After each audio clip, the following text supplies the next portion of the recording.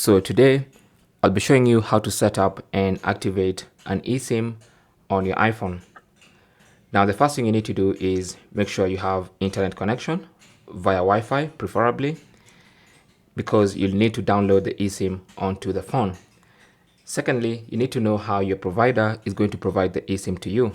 Now some will send you a physical QR code that you'll scan and download the eSIM onto your iPhone. Some will send you the eSIM via email, and you need to know how to get that QR code to be able to either on another phone, or you can print the QR code and so you can be able to scan it with your iPhone.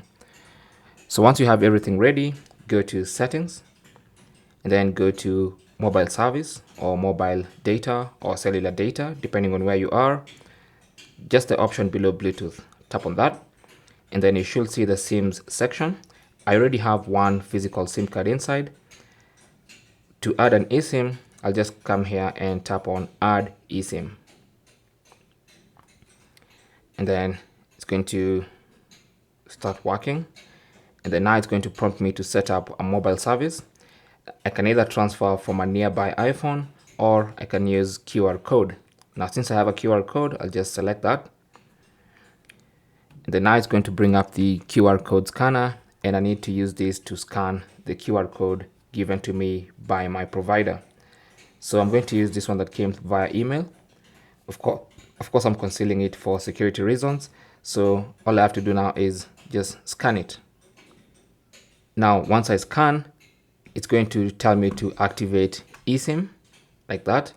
And then I'll just tap on continue.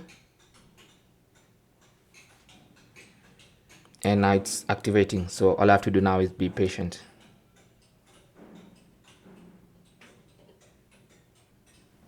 Now it says connecting and it says mobile plan setup is complete.